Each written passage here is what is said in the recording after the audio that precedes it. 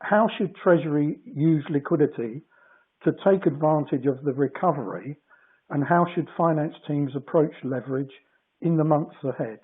And perhaps Andrew can lead on that one. Yeah, no, very happy to, and probably worth just sort of stating a couple of points.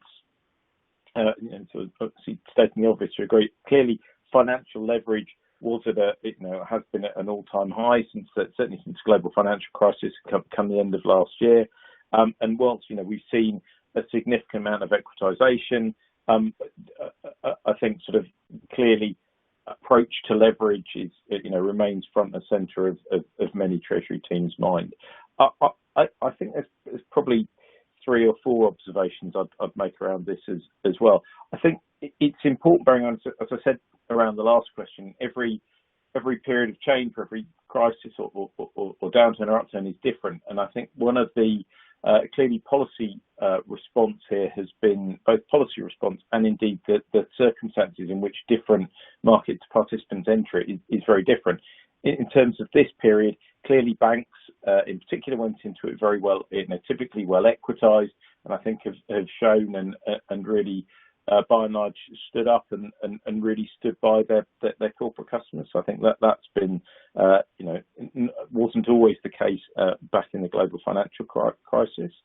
I think there is clearly going to continue to be, there has been and no signs that there won't continue to be significant sort of central policy support to aid the recovery as well. And I think it's important for for corporates to be cognizant of that and think about that as part of a funding mix and as part of the tools and options available. The third thing I'd say is different side of the same coin.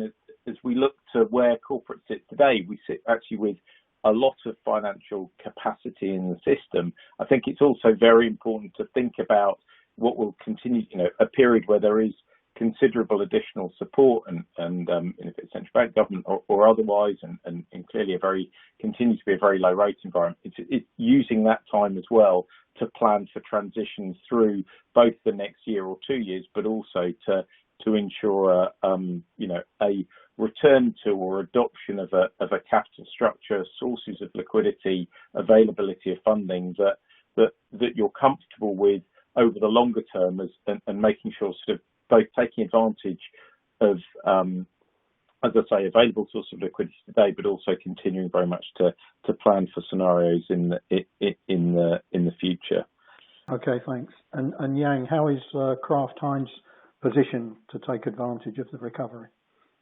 Yeah, I think just on the reflection of different industries being impacted,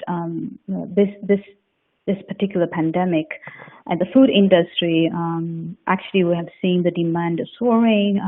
So in a way, we benefited from the situation, but at the same time, there's a sense of duty and mission for people in our industries to feed people in need. But nevertheless, my learning from this one is you just truly never know. Are you gonna, emerge out as a beneficiary or negatively impacted?